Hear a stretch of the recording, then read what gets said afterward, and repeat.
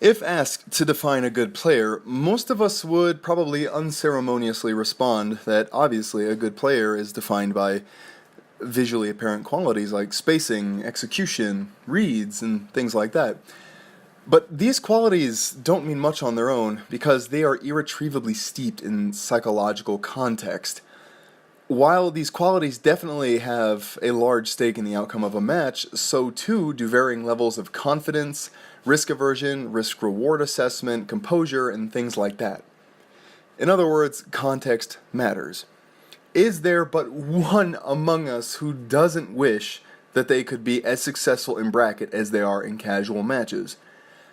You have to ask yourself sometimes who the real opponent is, the person trying to hit you and advance in bracket over your dead body, or you.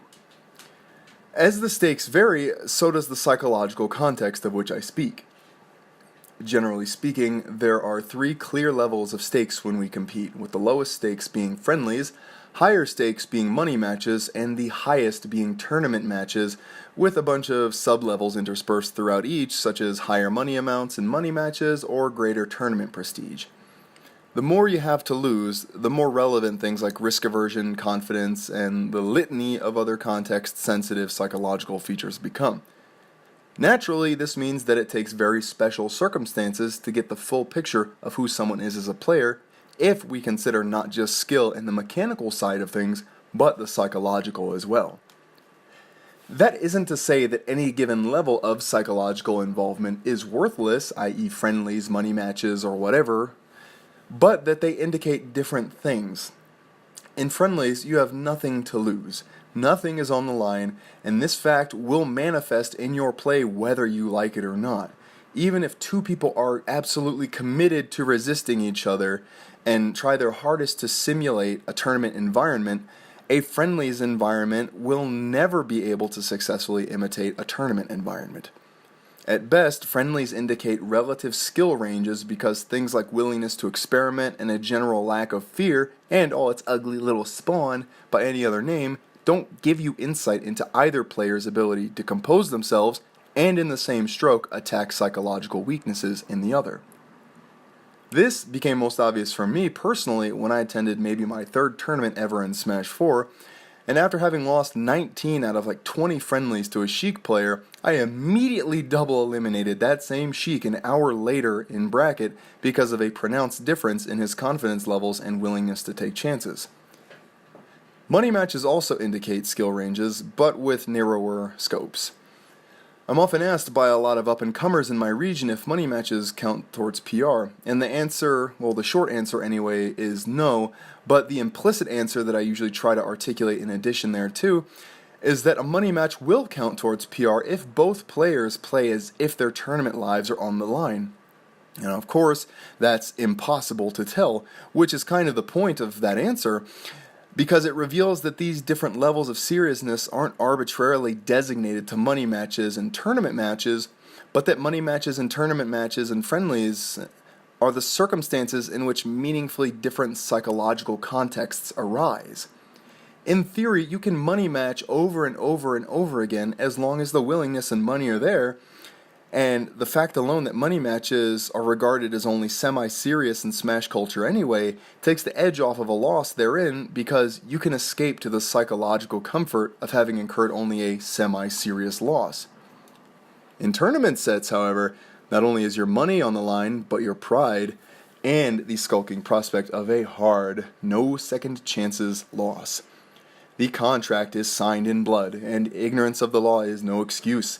Entering into a tournament is an implicit agreement that you are without excuse and that if you lose, you are locked in the broom closet with your failures and you will not get out until you embrace them. That level of accountability is intimidating, and the only currency that'll buy back your pride is time and the pain of wearing that L around your neck. I don't know about the rest of you guys, but I would much rather cough up $5 for a shot at my redemption than sit for an indefinite period of time with the phantom of the victor's foot in my ass. Now, having said all this, what it takes to achieve a healthy mentality is a deeply personal question. 7 years later, and it's still the most relevant question for me personally to this day.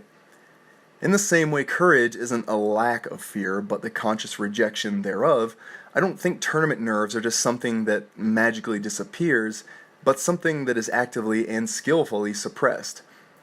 The dread of loss and the what-ifs and counterfactuals that literally haunt you are so intense at times that we forget we can reject them. This rejection, though, involves a degree of acceptance.